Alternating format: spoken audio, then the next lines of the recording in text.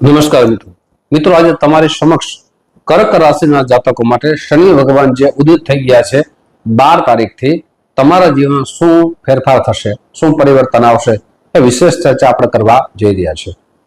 અત્યાર સુધી શું થઈ રહ્યું છે, શું નુકસાન થઈ રહ્યું છે, શું આપણે લાભ નથી મળી રહ્યો છે તે પણ ચર્ચા કરશું અને શનિ ભગવાનના શું ઉપાય કરવા જોઈએ તે પણ વિશેષ ચર્ચા કરશું। ખાસ કરીને શનિ ભગવાન છે તમારા ભાગ્ય સ્થાનમાં છે। ગમે તેટલી વ્યક્તિ મહેનત કરે પણ ભાગ્યનો સાથ ન મળે ત્યાં સુધી આગળ આવી શકતા નથી, ત્યાં સફળતા મળતી નથી। એક દિવાલ હોય અને એ દિવાલ પડી જાય અને પછી રસ્તો મળે તો એના જીવનમાં ખૂબ સફળતા મળે છે। એમ ભાગ્યનો સાથ મળવો ખૂબ જરૂરી છે। અને કર્ક રાશિના જાતકો માટે જે પનોતીનો સમય પણ ચાલુ છે। અત્યાર સુધી ખૂબ મહેનત કરી રહ્યા હતા પણ મહેનતનું પરિણામ આપને દેખાતું ન હતું। હવે આપને મહેનતનું પરિણામ દેખાશે। જે કાર્ય કરી રહ્યા છો એ કાર્યમાં સફળતા દેખાશે। શનિ ભગવાન છે બે ભાવના માલિક બને છે, સપ્તમ ભાવના માલિક બને છે અને અષ્ટમ ભાવના પણ માલિક બને છે। જે સપ્તમ ભાવ છે એ ભાગીદારીનો માનવામાં આવે છે, સપ્તમ ભાવ છે એ વિવાહનો માનવામાં આવે છે, દૈનિક વેપારનો માનવામાં આવે છે। સૌથી પહેલા તો શનિ ભગવાનની પનોતી અને જે શનિ ભગવાન અસ્ત ન હતા, હવે 3.5 મહિના સુધી તમારા જીવનમાં મોટું પરિવર્તન એ આવશે કે વિવાહિક જીવન સુખી થશે। ભાગીદારીમાં આપ જે પ્રયત્ન કર્યા હતા પણ છતાં ભાગીદારીમાં નુકસાન થતું હતું, હવે આપને લાભ થશે। દૈનિક વેપારમાં જે વેપાર વધવો જોઈએ, વૃદ્ધિ થવી જોઈએ, આગળ વધવું જોઈએ એ વધી શકતા ન હતા, હવે આપ વધી શકશો। દૈનિક વેપારમાં આપનો અભિવૃદ્ધિ થવાના સુંદર મજાના યોગ નિર્માણ થઈ રહ્યા છે। શનિ ભગવાનની કૃપા થશે। સાથે સંશોધનમાં જે કાર્ય કરી રહ્યા છો એ કાર્યમાં આપને સફળતા મળતી ન હતી પણ હવે એમાં આપને સફળતા મળશે। આપ યાત્રા કરી શકશો।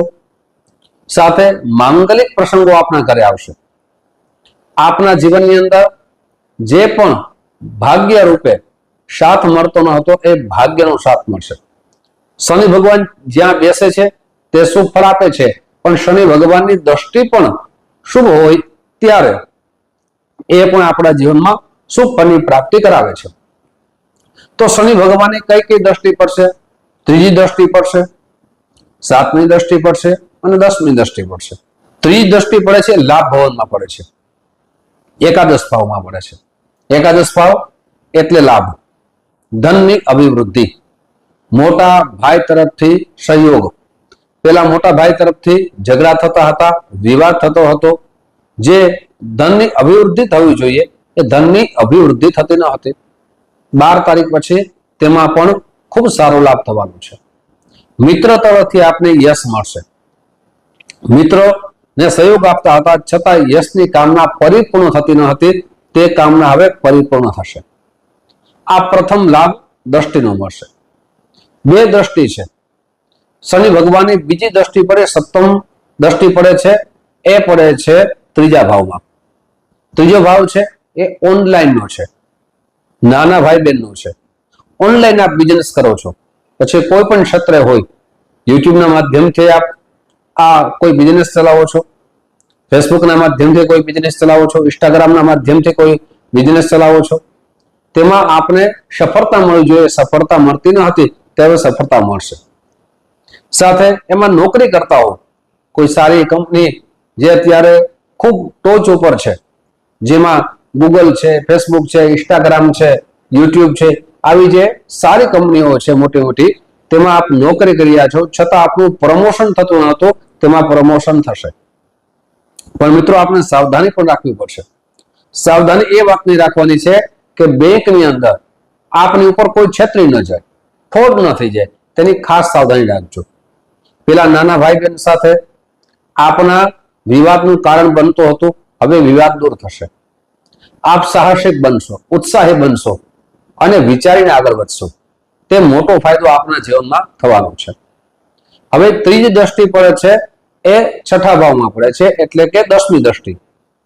છઠ્ઠો ભાવ છે જોબનો છે, નોકરીનો છે, સાથે રોગનો છે, ઋણનો છે। આપની માથે કોઈ ઋણ હોય અને ઋણ ઉતારવાનો ખૂબ પ્રયાસ કરી રહ્યા હતા, પણ એ પ્રયાસ સફળ થતો ન હતો, એ સફળ થશે. પણ લોન લેતી વખતે સાવધાની રાખવી ખૂબ જરૂરી છે. કોઈ મકાન લેવા માટે લોનની આપની અરજી કરી હોય, કોઈ મોટું વાહન લેવા માટે આપની અરજી કરી હોય, પણ સફળતા ન મળતી હતી, હવે સફળતા મળશે, પણ સાવધાની રાખવી ખૂબ જરૂરી છે. છઠ્ઠો ભાવ શત્રુનો પણ માનવામાં આવે છે. આપના શત્રુઓ આપને જે હેરાન કરતા હતા, પરેશાન કરતા હતા, કોર્ટ કચેરીમાં આપને વધારે જવું પડતું હતું, તેમાંથી પણ આપને રાહત મળશે. આપના શત્રુઓ હાવી થવાનો પ્રયત્ન કરી રહ્યા હતા, એ હાવી હવે નહીં થાય. સાથે રાજકીય ક્ષેત્રે આપ જોડાયેલા છો અને ચૂંટણી લડી રહ્યા છો, તો તેમાં પણ આપને સફળતા મળવાના યોગ નિર્માણ થઈ રહ્યા છે. પણ આપણે વાણી ઉપર કંટ્રોલ રાખવો ખૂબ જરૂરી છે. સાથે આળસનો ત્યાગ કરવો ખૂબ જરૂરી છે. શા માટે? શનિ ભગવાન છે ધીરે ચાલનારા ગ્રહ માનવામાં આવે છે, અને આળસ પ્રવૃત્તિ રાખીએ તો કોઈ પણ કાર્યમાં સફળતા મળતી જ નથી. એટલે ઉત્સાહી અને ખાસ કરીને મહેનત કરવાનો સમય છે. જ્યારે સમય સારો હોય અને મહેનત ન કરીએ તો સફળતા ન મળે.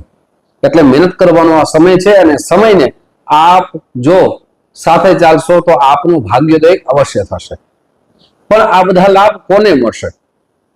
જેની જન્મ કુંડળીમાં શનિ ભગવાન ઉચ્ચ રાશિમાં હોય, સ્વરાશિમાં હોય, અથવા કોઈ પણ અશુભ યોગ નિર્માણ ન થતા હોય, તેને અવશ્ય આ બધા લાભ મળશે.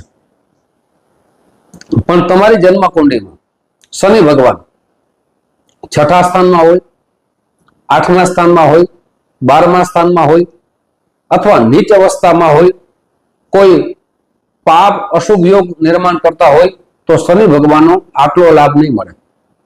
સાથે અશુભ સ્થિતિમાં હોય અને મહાદશા અંતરદશા ચાલુ હોય તો લાભ નહીં મળે, તો અશુભ ફળ મળવાની સંભાવના વધી જશે. એટલે આપની જન્મ કુંડળી બતાવી શનિનું પંચાંગ કરવું ખૂબ જરૂરી છે. શનિ ભગવાન ન્યાયના દેવતા માનવામાં આવે છે, દંડકારક ગ્રહ માનવામાં આવે છે. જ્યારે કોઈ વ્યક્તિ આધ્યાત્મિક બને ત્યારે શનિ ભગવાન એના જીવનમાં ખૂબ સારા ફળની પ્રાપ્તિ કરાવે છે. શનિ ભગવાન છે જે અન્યાય કરે છે તેમને દંડ આપે છે. હવે સૌથી પહેલા સરળ રસ્તા બતાવું છું. પ્રતિ દિવસ હનુમાન ચાલીસાનો પાઠ કરો, સાંજના ભાગમાં શનિ ચાલીસાનો પાઠ કરો, પક્ષીઓને દાણા નાખો, સાથે અમાસના દિવસે અથવા ચૌદસના દિવસે બ્રહ્મ ભોજન કરાવી અથવા આ બ્રાહ્મણોના ઘરે એક સીધાનું દાન કરો. મિત્રો, આવી જ માહિતી તમારી સમક્ષ મૂકતો રહીશ. જે માધ્યમથી જોતા હો, ફેસબુકના માધ્યમથી જોતા હો, તો અમારા પેજને ફોલો કરી લેજો, જેનાથી આવી સુંદર માહિતી આપને પ્રાપ્ત થઈ શકે. આપ યુટ્યુબના માધ્યમથી વિડીયો જોતા હો તો અમારી ચેનલને સબસ્ક્રાઇબ કરી લેજો અને વિડીયો બંને એપ્લિકેશનમાં ખૂબ શેર કરજો. મિત્રો, ફરીથી મળશું. જય શ્રી કૃષ્ણ.